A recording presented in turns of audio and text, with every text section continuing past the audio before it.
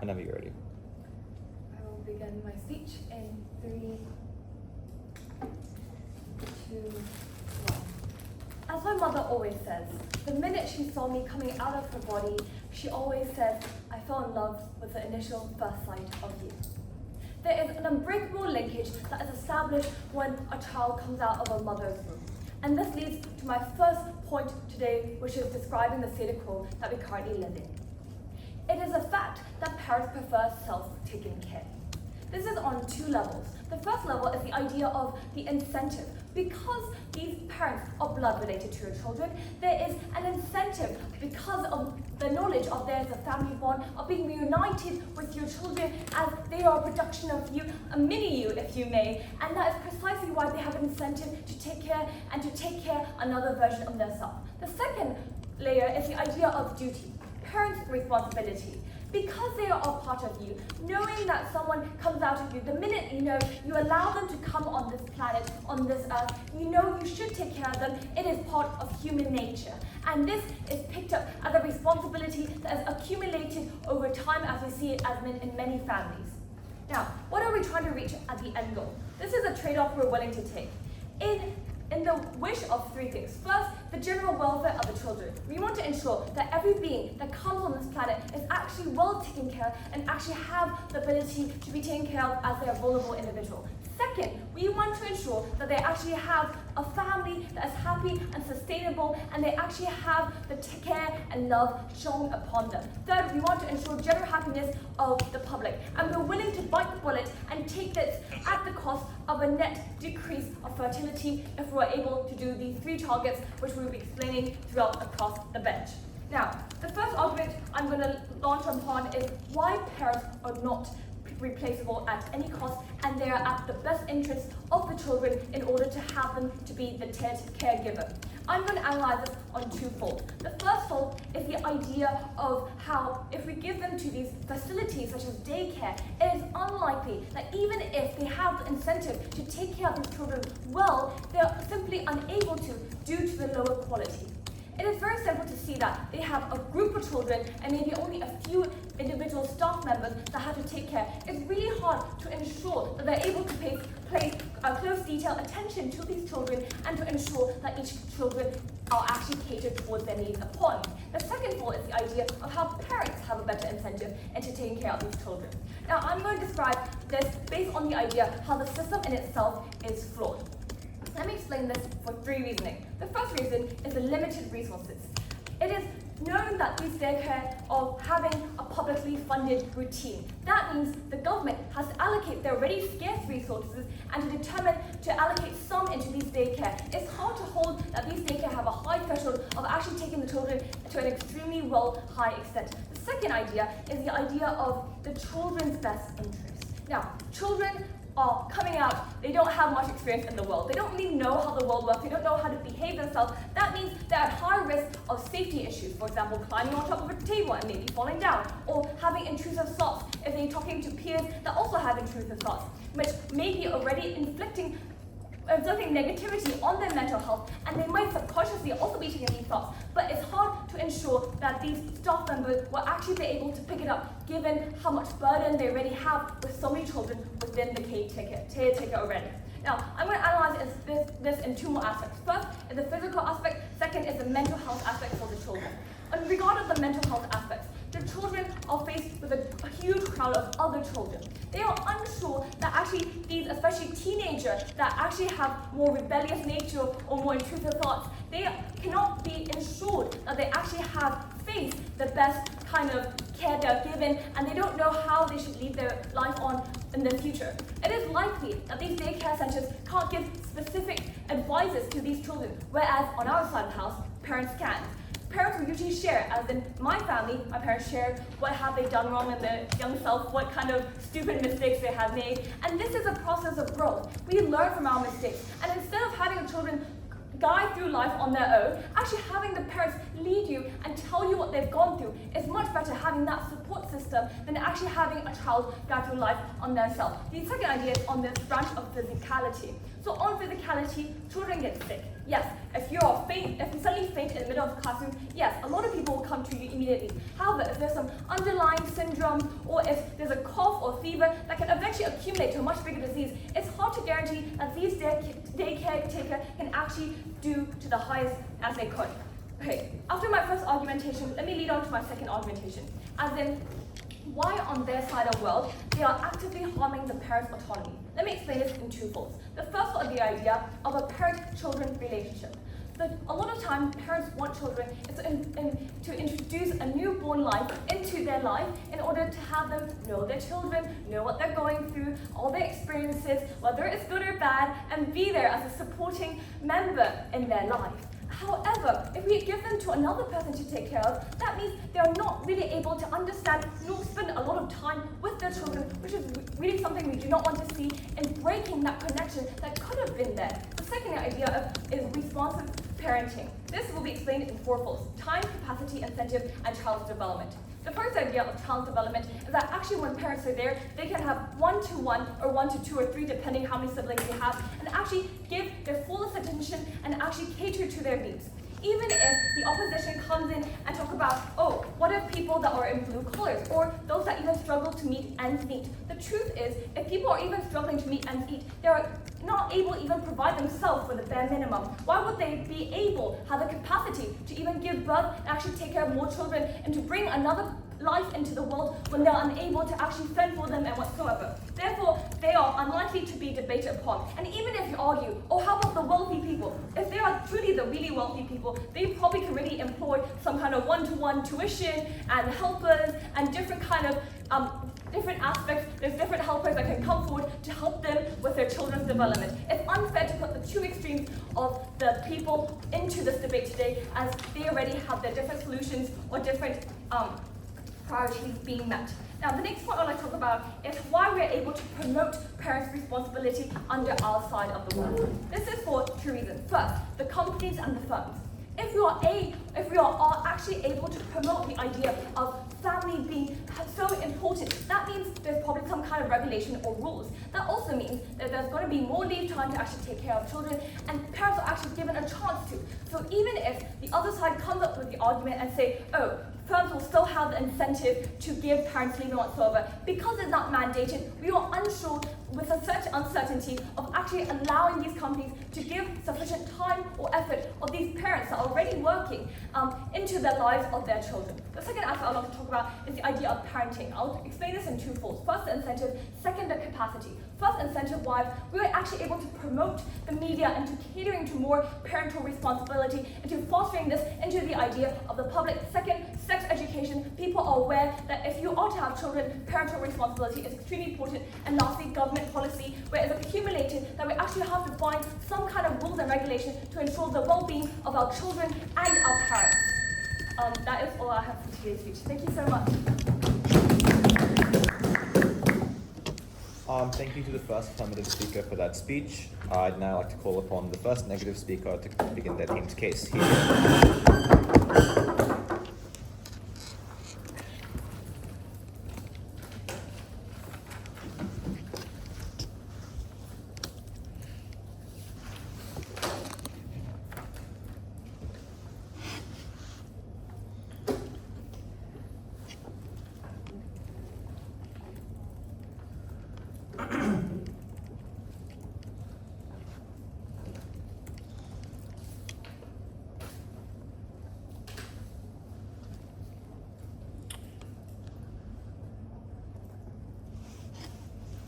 Alright, I'll be beginning my speech in 3, 2, 1.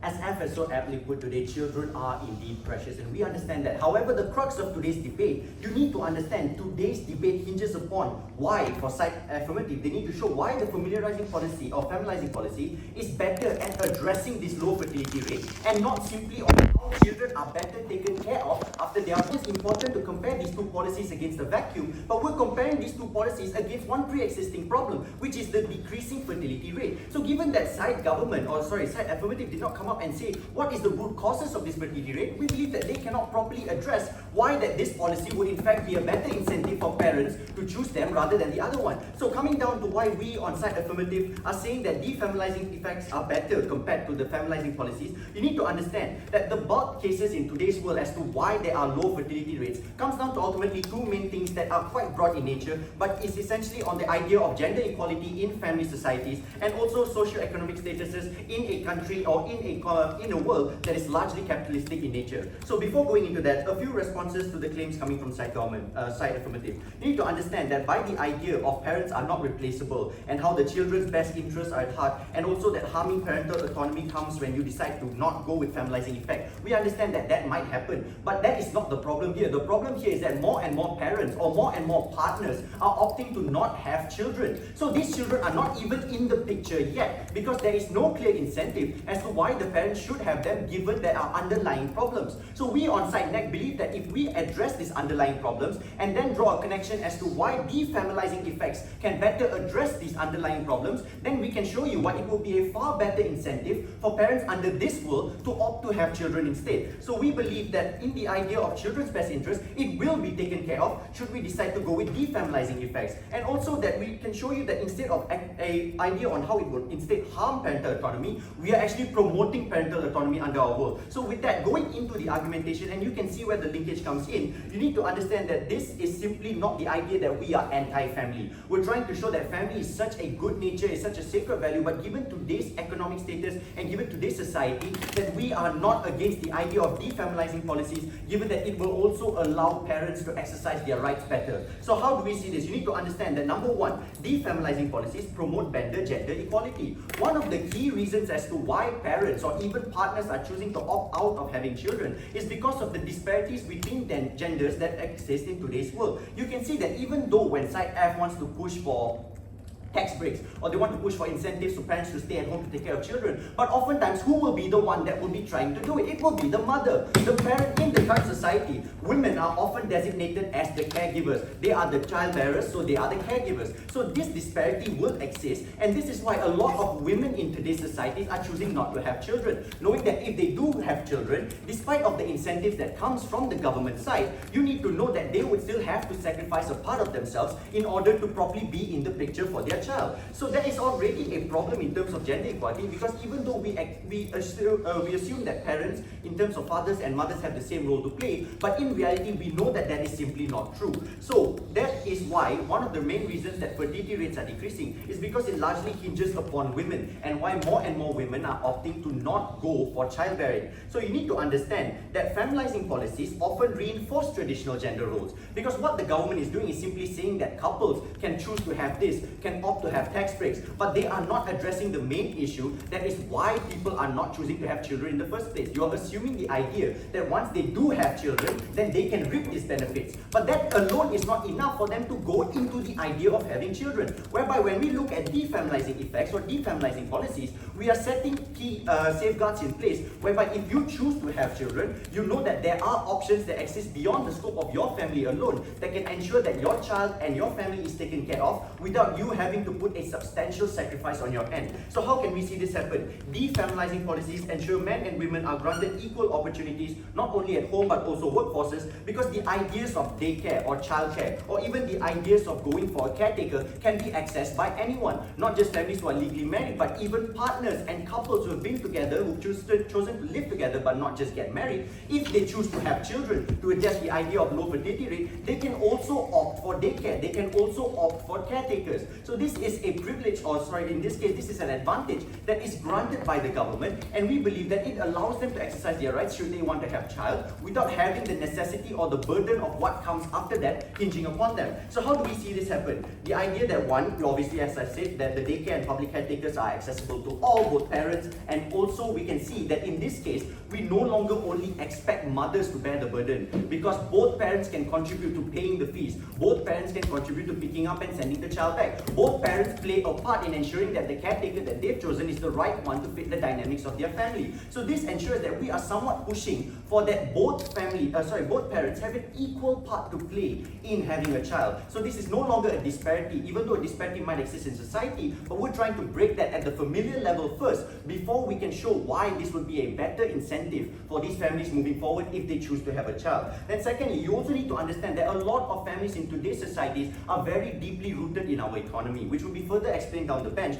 But just briefly, what this means is that a lot of women especially are not willing to go into childcare because they know that it will come at a substantial cost of their life, of their well-being, of their career. Even if you are given paid leave, even if you are given things, most of these women are career driven. They have something that they want to show to society. So simply asking them to stay at home on a paid leave is not enough, because that somewhat removes them from the position that they have power, that they have the need to contribute. So by allowing there to exist another part in forms of de-familising policies, this allows women, this allows fathers to be fully immersed in their jobs, fully immersed in the economy, while also having their potential children to be safely taken care of. Why is this important? Because number one, this means that parents can push for better living standards. They don't have to compromise their livelihood, they don't have to compromise the work that they are doing, because they know that their children are in safe hands. Number two, the capability to sustain having these children is substantially higher, because when you are involved in the economy without having to take considerations or without having to take any compromise, you know that you are working the best for your child, while at the same time know that your child is in good hands to the point where they can once again be reintegrated to the family. They are not separated, because at the end of the day, your child comes back home. Your child will come back to you. We're not sending them away to boarding school or shipping them off for extended periods of time and only seeing them on the weekends or the holidays.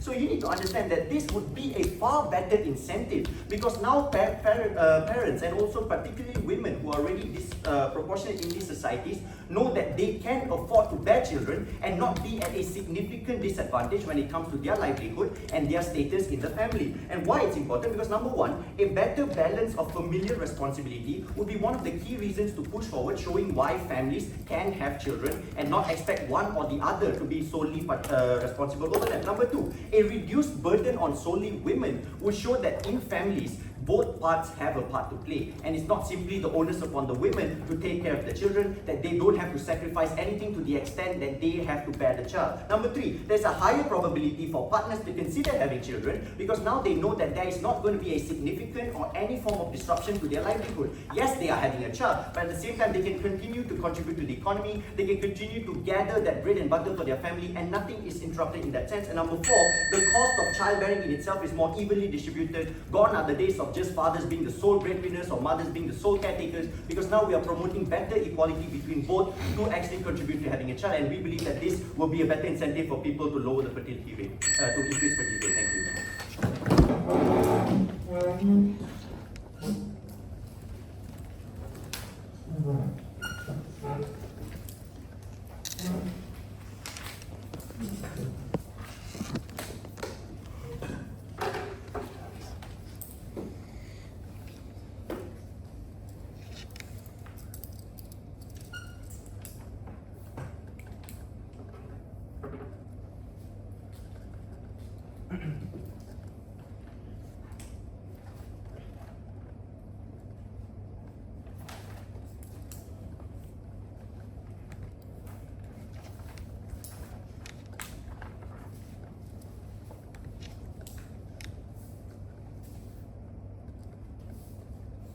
Do you mind if I record my own speech for the track of it?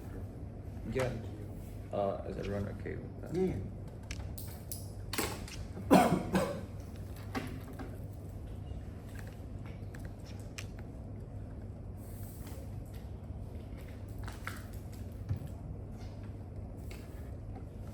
The entire negative team relies on one specific context, that is, they live in a society where women are oppressed, where the gender role is so fixated, where they live in a very conservative state, and we say that this is unlikely to be true. Firstly, we say this debate is more likely to happen in a rather developed world, because like low fertility is by evidential base, the common traits of the developed world instead of developing world. And secondly, we provide example, for example, like China and India. These are the countries whose are relatively more conservative on the gender equality, and while they have the highest fertility rates in the world ever, so their entire case is based on the entire wrong context in the very first place. And second response is why is more likely to happen in the developed world? Because firstly, we already told you that like it's evidence and evidentiary, and also the structural reasons may be, firstly, the lack of sex education, secondly, the lack of the promotion of the responsible parenting within those states, and whereas as opposed to, for example, in developed world, where people actually starting to consider and think about, like for example, they prioritize more individualistic life, and also like they prioritize like their pursuits of the, for example, like self-actualization more than for example like Chinese traditional role of like promoting your families or the need of promoting your families, so that their entire context is wrong in the very first place. And the second claim they say is that they want a world where both parents are working so that it can better maximize the economic outturn of in their own society, right? So this claim is flawed in itself without proving why it is better to why the precondition is that you first need to have a well-structured family and a narrative of like well-responsible of parenting in the very first place, because without this, the general happiness of people won't be that good. And secondly, we say like actually there are so many societal problems that comes with the net increase of the like fertility rate, for example like social disparity, for example like poverty, or even cross-generational poverty. If they do not solve the issue that we solve in today's world, that is by promoting responsible parenting in order to achieve social mobility, which I'll explain in detail later. So the challenge us on, like we didn't provide a root causes of low fertility rate. We say in this developed state, or even engaging with their best case scenario, in the world, we say the root cause of low fertility rate are, number one, people may have some traumas about like their own like familial upbringing. For example, like they don't like their parents, or like their parents didn't or like for example like they feel like their parents have been neglected them for long. And secondly, we say there would be an increasing narrative on social media against parents. For example, like they feel like their emotional needs are not prioritized by their parents. And thirdly, we say the sense of safety of these people, of this new generation, is thus decreased, and then they lose faith in building up and constructing a family in its very self. So that's why our arguments of like pushing like familizing policy will better deal with this problem, because what Chantal told you, that we can better promoting responsible parenting, we can increase the incentive of people that they will be more well planned and they will stay more hopeful about forming a family by themselves, because now they know, number one, that they need to have the sole role of like parenting in the very first place, right? Because they can now no longer can delegate the responsibility of socialization into others' hands, for example, like those publicly funded standard. And number two, because of this reinforcement of social narrative that people have to be the sole and the primary role of socialization, people would know that they will create a more like happy family in the long term. So in the long term, we actually flip the arguments, and we actually promote a higher degree of fertility because of the increase of the general will of people wanting to opt into having a constructive family in the very first place, as opposed to the status quo where people dislike the structure of the families. Moving on next, I'd like to do an extension on the principal argument of like why the best interest of the children is so important. Firstly, why we say the parents should be the primary role of like taking care of the children. We say their needs are actually, this is the most impactful argument at this debate, and I'll explain later. Right? So let's talk about the principle first. Firstly, children did not consent to be born in this world. Secondly, they do not have any political capacity, so that they can only delegate their wills and only delegate the ability to like taking care of others to this system. And thirdly, we say they're the most vulnerable stakeholder because they have no alternatives. So as long as in this house we prove to you that why in our world we can like better tailor to the best interest of the children, we win this debate. And so what does it translate to under their world? Firstly, they just assume that the publicly funded facilities are good, and we have give you structural reasons why they're likely to be bad. Firstly, because of the limited public resources to happen at the very first place, compared to the private daycare facilities, they must be necessarily worse because of the limited public resources. Number two, the incentive to do good for the children of the daycare is necessarily lesser than the parents, right? Because we have told you, parents have the incentive because they are blood related, they're emotionally invested for a long time to their children, and just based on their intuition, they want the best for their children. And number four, the irreplaceable love and irreplaceable affiliation between parents and children can't ever be replaced by any kind of like alternative third-hand caretaker. And we say, and thirdly, the third structural reasons is that this kind of like caretaker do not have the accountability and checks and balance against them because their clients are only the children, right? So we say like children have no capacity to actually like counter when there is any like unpleasant things happen. For example, the safety issues that Chantal told you. For example, the bullying that they're faced within those like facilities. And why children lack this ability to do so? Firstly, they don't know how to report this behavior, and secondly, they don't even know these are the misbehaviors because like they have been already taken care by this group of people for a very long time. And thirdly, that because of the power dynamics, children are unlikely to like stand up against those like caretaker. So actually, in our work, at least we prevent the worst form of harm done to the children, and we have explained to you why the importance of these children should be prioritized because of the principal argument. So next, moving on to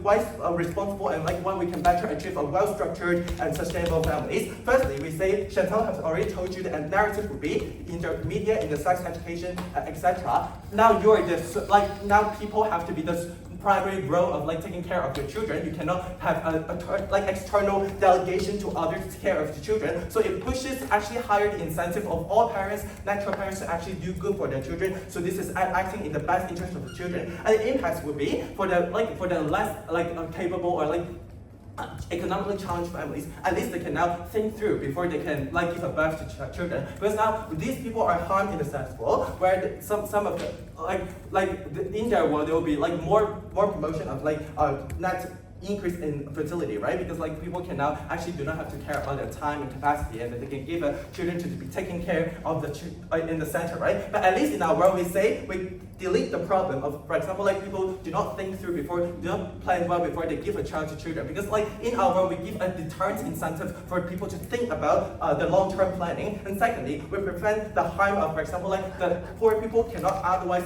have invested the equal amounts of time and resources into their own career building and pursue a happy life. Instead, they're stuck in having to take care of their children and actually stuck in the emotionally vicious cycle of like being resented by their children by not giving enough resources to them in the first place. So why we say ultimately we promote better parent-child relationship and less resentment, and actually promote the narrative that like people can actually think through before like they give a birth to children. This is the most important claim in our polls, and please vote negative.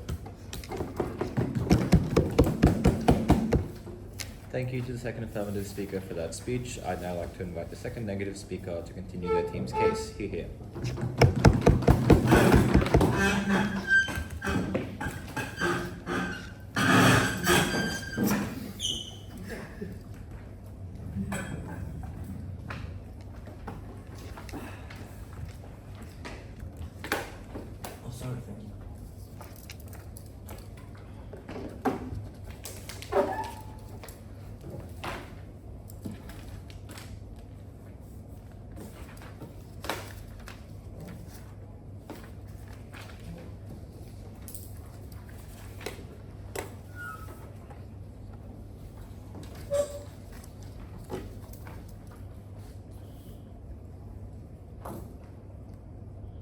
This debate is not about who caters towards the children that are already born. This debate is to actually solve the issue about which side actually can tackle the low fertility rate that happens in these nations itself, in these countries itself, right? And what are the problems that actually lead up to people deciding to not actually have children, and therefore decreases the fertility rate, right? We think that side affirmatives actually lives in the bubble, where they feel like this motion they should be entitled about how parents should be able to take care of their children with the familiarizing effect itself, right? We tell you that's watch, because Matt already told you that this debate revolves around like what increases the incentives of these parents to actually have children in the first place, right? But let's take their best case. Number one, you have to understand that even if the children they don't consent to be born, right? The thing is that they never even proven on how these families, right? Even if they live in a world where parents should actually take care of the children fully, right? You don't give them access to their working because now they have a sole reason to actually take care of their parents because of what they claim, like how parental and also children relationships will actually increase. Right? You also have to understand there's a higher probability that their parents under their world will not have the financial capability to actually sustain for their children. That's their best case. Because why? Without money, right, you don't actually ensure that, number one, parents will be incentivized to actually have children in the first place because they don't have the financial capability to afford their education, their healthcare, and all those things, right? So we think that that's a wash for them. Secondly, it doesn't even prove that how, without money, right, parental and children relationship will actually be ensured on their world, because again, stress occurs. When they say that on our world, there will be more resentment from the children to the parents because you're not able to afford, right? But if you don't work, right, because your sole responsibility, you're only like one person to actually work and gain economic benefits with your family itself, right? We don't think that's actually efficient, because we live in a world, even if it's developed world or anything, right? Still, there's a lot of cost that needs to be needs to be given out in order for you to actually sustain their children itself. So we think that under their world, right, parental-children relationship will even be worse, because again, when these parents don't have the financial capability, you won't be able to support them, you won't be able to give them what they want. So at the end of the day, parental relationships will still be worse under their world, right? So now, thirdly, they have never actually even engaged properly on the fact what Matt brought about how gender disparities also occur. They say that it happens in developed world, right? Let me tell you this, right? Gender disparities also happen worse even in developed world itself, because you know why? In this developed world, right,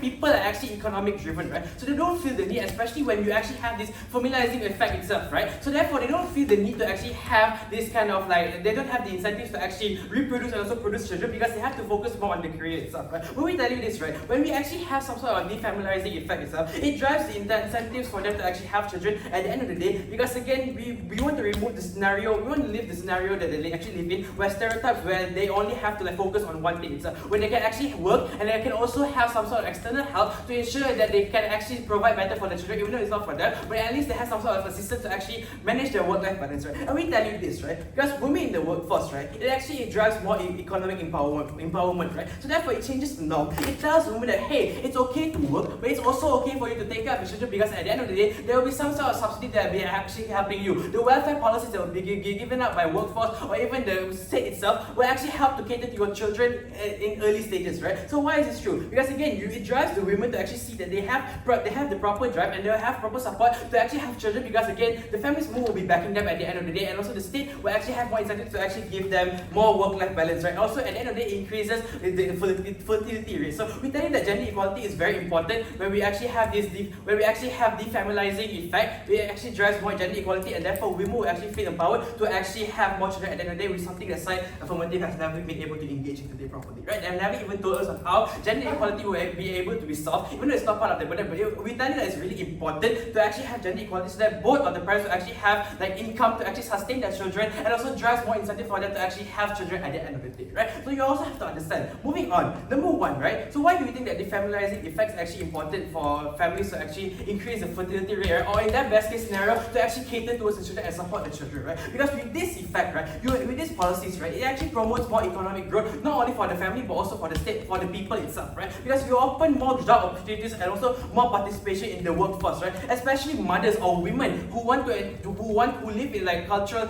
traditional norms where they feel like they only have to reproduce, right? But the thing is that they won't be able to sustain their children because they don't have the proper income, even if whatever the husband is actually working as, right? But because we want them to work, right? But the thing is that they're too scared to leave to start a family because they won't be able to sustain. Also, we're breaking traditional norms. But we tell you that we are trying to challenge traditional norms by opening up opportunities for them. Why are jobs important, right? Because you have to understand, especially in areas that need high investment and also high cost of living, right? A lot of money is needed to sustain their family, not only their family but themselves also itself, right? So in terms of healthcare, education, all of things needs to be considered, right? So it causes the people to actually sacrifice some sort of quality of childcare because on their world, right, they have to sacrifice all of these, and we think it's totally dangerous. Number one, because on their world they try to say that there's no check and balance on like the childcare services and everything, right? We tell you it's flippable because again, there's no guarantee under their world that the parents will actually give them quality treatment, quality love and everything, because if the parents don't have the proper funding in the first place, that means that it's even worse under their world. On our world, right, this healthcare services, this childcare is already subsidized and already given help by the state itself. So therefore, there will be some sort of check and balance because the state will be in charge of it, and also the parents can also monitor of it, right? So check and balance, it works even better on our world. On their world, they've never even proven on how these parents without any financial capability can actually ensure that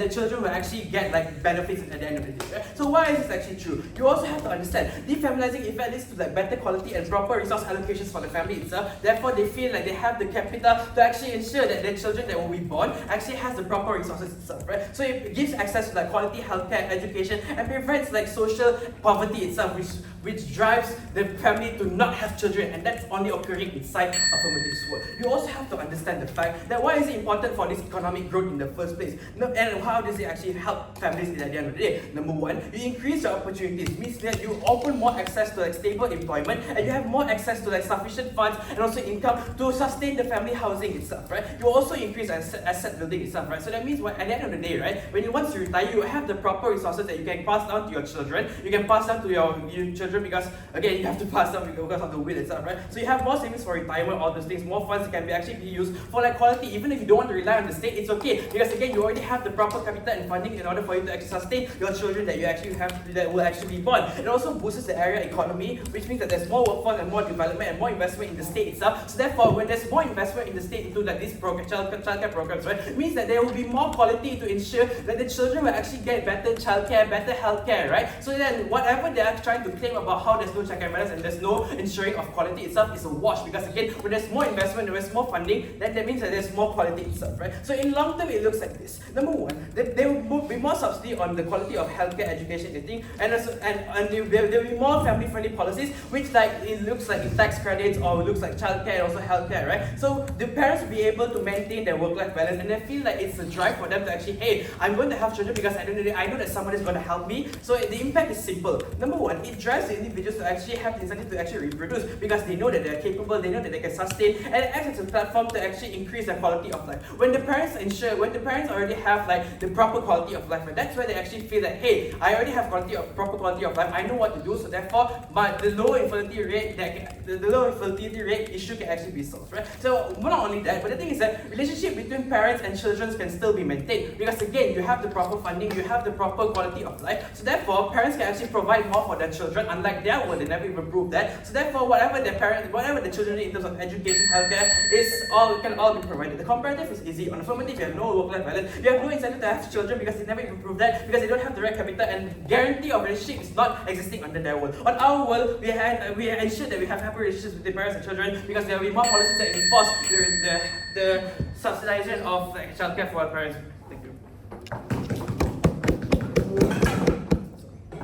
Thank you to the second speaker for that speech. I'd now like to invite the third affirmative speaker to conclude the constructive portion of their case. Here.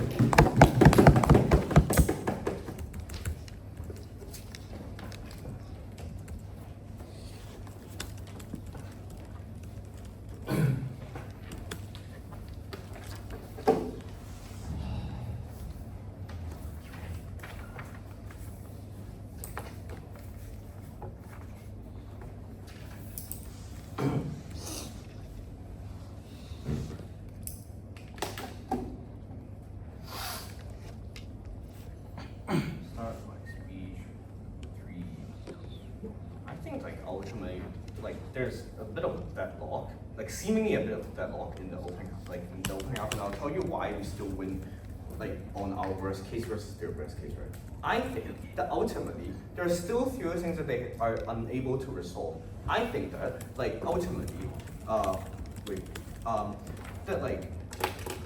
the ultimate delta is for people growing at a young age, right? I think that paid parental leave, tax benefits for children, and parent allowance are probably way wider in terms of the economic scale for families, right? I think that they are unable to prove today on the calculus, why do they bring better economic benefits to the families, to the tipping point that they now suddenly are able to raise their children, right? I think the ultimate delta they're trying to prove to that, you save some time cost, but I think we're still able to co-opt like their model under our side and say that their side is not really mutually exclusive, right? Because I think that our side has the benefit of A, giving parents direct economic benefits. B, it's really more predictable in calculation and how you formate a family.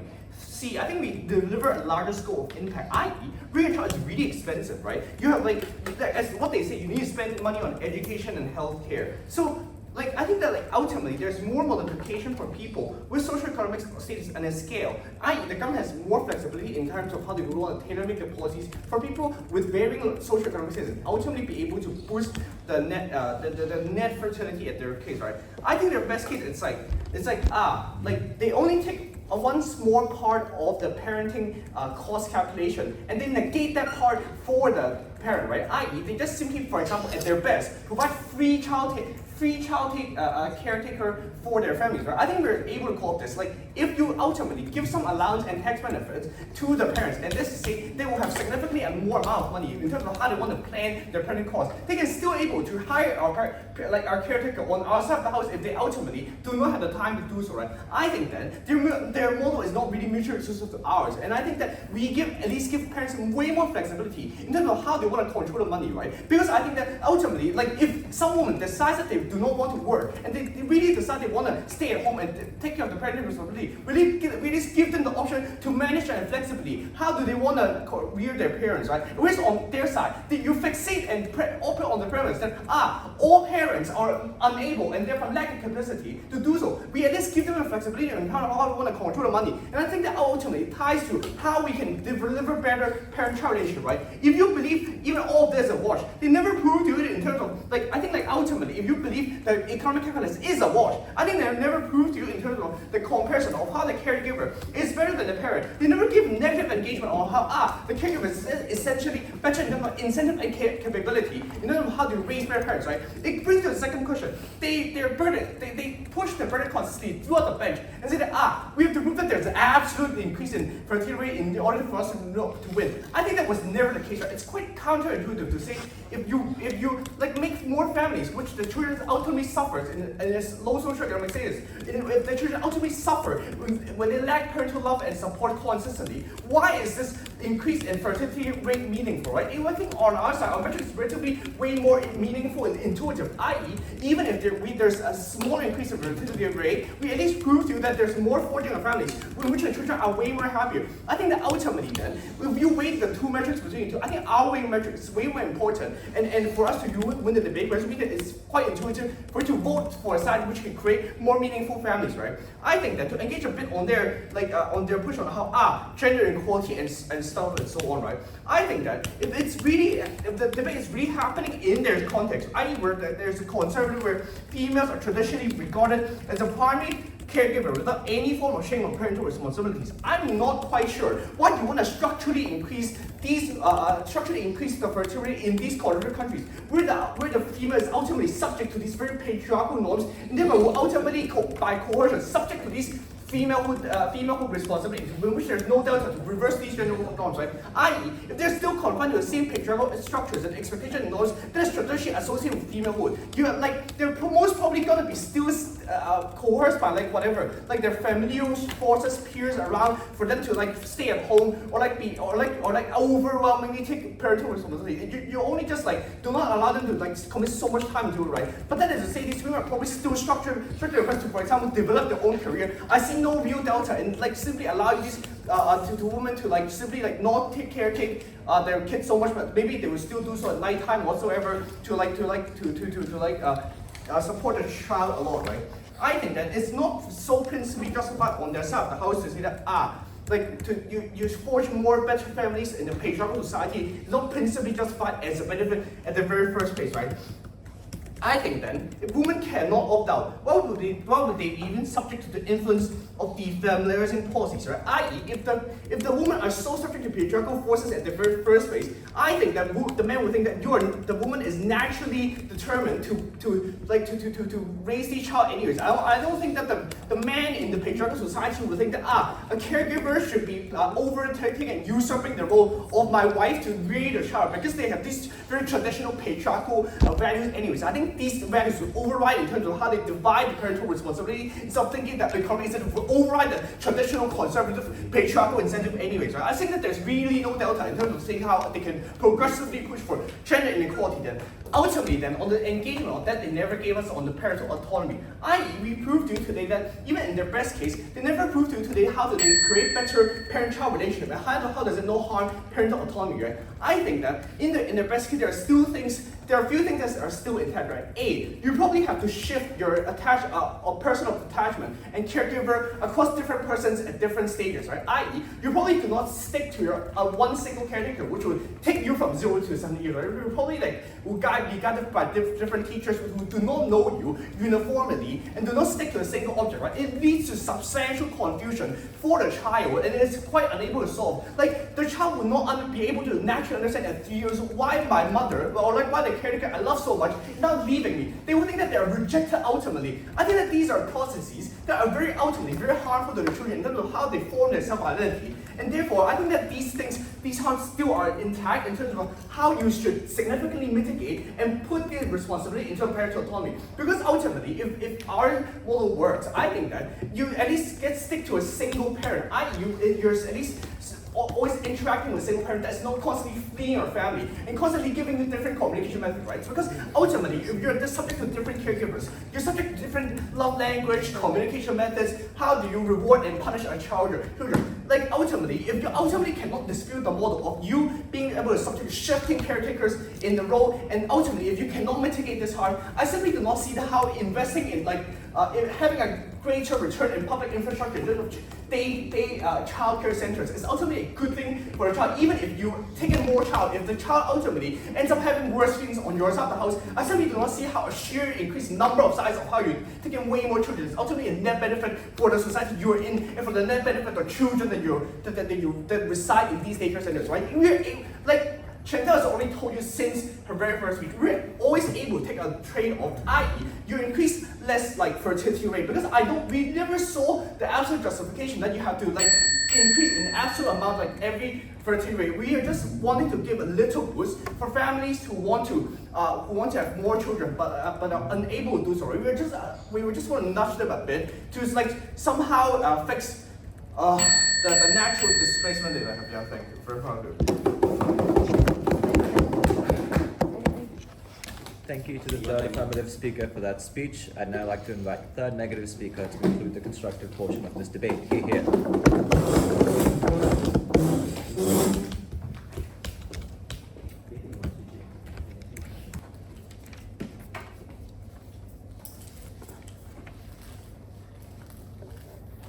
Throughout the entire debate, we feel like affirmatives have been living in their own bubble without even being charitable towards some sort of harm, any sort of harm that their side can actually ensure, that can actually be caused at the end of the day, right? What have they actually done? They've never proven 4 things. Number 1, they've never even proven how on their side they'll be able to address the issue of gender equality and also how it actually impacts the economic status of the family itself, right? We tell you this. What we tell you is that if we have the more de-familiarizing effects, policy effects, right? It causes 2 things. Number 1, the women will be able to actually enter the workforce because of how the norms are already changed, right? Even in developed countries or even in non-developed countries itself. So therefore, women will actually feel safer and they feel that they already have the incentive to actually work more, and they can actually get more income to actually sustain the family. And when this actually happens, right, it comes to number 2. When they actually have more income, they feel like they have the capability to actually raise their children with proper standards, again, because they don't want to disappoint their children, right? Because again, children are not considered to be born, but it's also the family's responsibility to actually ensure that they get quality healthcare, quality education, and all those things, right? So when they actually feel that they actually have the capital, so that's when they actually drives them to actually feel that, hey, I can take more children, so therefore increases fertility rate, right? And that was something that side affirmative have never been able to prove, because they feel like only one parent is enough. They feel that one parent should be responsible for taking care of the children itself, right? And also one person should be going up there to get the income and everything, right? But we tell you it's not enough, because at the end of the day, they still never even prove to you on the second point, which is economic capability of the family itself. So we tell you this. We tell you that when both parents are actually working, right, they actually have access to working and get more income, right? Again, it increases the capability and also increases the sustainability of the family itself. You build more assets, you have quality education, all those things for your children itself, right? Whereas under their world, they want to rely more on tax benefits. So again, if a family wants to have 10 children, but again only one person is working itself, right? We tell you it's not enough. The tax benefit that the government actually gives you is not enough, because again, they don't give you based on how many children you have. They give you the tax benefit based on if you have children or not. So if you have 10, 20 children, again, it's not enough, because the husband will have to be working over and over again, working 2 to 3 jobs in order for them to actually sustain the family. And what does this actually cause? it causes them to actually feel like, hey, if this is the case, if only one person is working, I'm not going to have children, right? So on their side, they've never even proven on how the economic capability can be solved, of the family can actually be ensured, and how does the family actually have more incentives to actually have children at the end of the day, right? Thirdly, never even the problem on their side is that never even ensured what's best for the children, right? So we think on that case because set up by the first affirmative is that how you should debate about what's best for the children itself, right? But Ben has already told you this, right? The problem is not about debating. The problem is not about which side can actually cater towards the children. The problem is about which side can actually help increase the fertility rate in the state itself, right? Because of the fact that how these families don't have the economic capability and gender equality. But let's take their best case. Even in the world where they actually live in, where we actually have a lot of children, again, they're never even proven to you on how these children can actually get better quality of healthcare, better education, all those things, right? And I want to bring up about how a relationship between parents and also children can actually be ensured. The thing is that we've already told you that number one, if you don't have the proper money, if you don't have the proper income, you have 10 siblings, again, it doesn't actually ensure that you have proper relationship because again, there are many dynamics of family, and even in families where the mother is not working and they have to take care of the children, there are lots and lots of cases that happen in the world where the families are already drawn apart because again, why? Because the family is not able to sustain or support the children, giving them education, giving them all those things, right? And also not giving them proper healthcare. So what's best for the parents, right? We think this, number one, what's best for the parents is that you have some sort of like other external help to actually ensure your children. Again, we are not trying to neglect the children. We are simply just saying that the parents will still be involved in the daily activities of the children itself. However, in order for the children to actually thrive to get all these benefits in the future, we think there must be some sort of sacrifice that the parents must actually do in order to actually like number one, gain external help, and secondly, in order for them to actually sustain the children's future at the end of the day, right? So with all those reasons, right, we feel like children living on the side of this world will only like have better relationships and also will eventually lead to poverty at the end of the day. Thank you to the negative reply speaker for that speech. I'd now like to call upon the affirmative reply speaker to conclude their team's case and this debate. Here.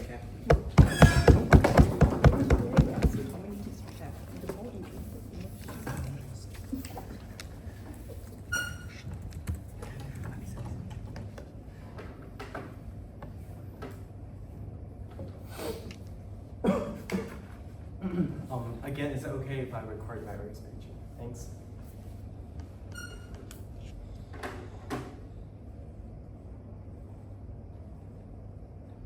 I was born and raised in a very poor family. I studied public school, but my family's, like my parents would actually always take leave to actually take care of me, bring me to play. We have a strong emotional bond, and I don't regret that. I prefer I live at the exactly same setting of my life compared to the rich ones. Firstly, let's take their best case scenarios. Firstly, in their best case scenario, women can work too. Women can fight for equality. So many problems in this claim. Firstly, why can they then break the structural barriers? If they claim that this is so patriarchal, it means that like the narrative, the media, and people's mindset, and also even the corporate regulations, or there are a lot of like microaggression, if not discrimination against women on the workplace in the very first place. So they have no real mechanism to actually bring the meaningful change as to the women's right. And secondly, right, well, they also face backlash from the feminist group when you push the narrative that actually change, like you strip away the right and also the natural perception of like you should raise your kids. Now you have to delegate your responsibility to other people. And thirdly, they say like, what about a care center? If in their world it's so patriarchal, it means that the care center will also be taken by the role of like women as well. So this harms feminist movement as a whole. So it actually like essentially like weaken the women's right. And lastly, talk about like, oh, as long as more women go to work, then there will form a change. Again, no mechanism. Secondly, unlikely because of a lot of like structural barriers I've mentioned. And thirdly, we say let's do a comparative weighing here. They keep telling you that the main the key stakeholder in this debate is women, right? But we say it's children, right? So who is more important? Firstly, we already claim that we already structurally proved to you why it is likely to happen in the developed world, which means that women are relatively not that oppressed. And secondly, we have principally told you why children deserve more attention because like the principal reasons, for example, like they do not want to consent or they do not have the alternatives to fight for their right. On their side, there are a lot of like other affirmative actions that can be done, like not exclusively on this like fertility policy. Moving on next, moving on next, we say there are best case scenarios, for example, net increase in work and labor force, right? So even if we take all of their mechanism and say it is true, why is that important to a developed world? And secondly, all the economic benefits are just fringe benefits, additional benefits. And thirdly, they say like all these benefits can translate to public resources, right? But we don't think it's very important because firstly, it's so far-fetched, they don't prove the correlation of like the net increase of the economic growth in a positive relationship of like more people, more women go to work. Secondly, like even it's true, it's symmetric, right? Because like Jason have already told you, in our world we can also encourage like both parents to work, and for example, we have to allow more flexibility for like parental leave, etc. And also like it's not just the parents, but your relatives and grandparents can also take care of children. So we don't think this is a particularly big problem. So when it comes to after solving their best case scenarios, what's the deadlock in this debate? First, they say in their reply speech they say like, now the person who wants to give a birth to 10 children cannot be catered to. Firstly, I don't understand what's the significance to take care of this need, because like you giving birth to 10 children is your own personal choice. You should have the capability and you should be a responsible parent before you make this decision. Otherwise, you harm your 10 children emotionally throughout their life. And secondly, they say like the care center have the incentive, for example, like the regulations and training, etc. Again, we don't see why that's true, because I already told you the lack of checks and balances and accountability from the children. But they don't explain why there will be accountability in the first place. And we say, number two, the exclusive mechanism on our world, why parents naturally would do good for the children, is about the emotional affiliation with the children, which they can never have in this place. So we break this dialogue and we win this debate. Even in our worst case scenario, given that, okay, the poor family are in this dystopian social setting anyway, at least in our world, at least we can benefit more child like me, at least I can preserve the love and time spent with my family, at least they won't be discouraged to spend time with me because of the norm that they're encouraging. At least we're not the abandoned kids. I don't have to feel the isolation. At least when I face bullying, I have someone to talk to, and I don't have to be stuck with the kids that I don't like and stuck with the caretaker that I don't like for the rest of my life. So vote affirmative.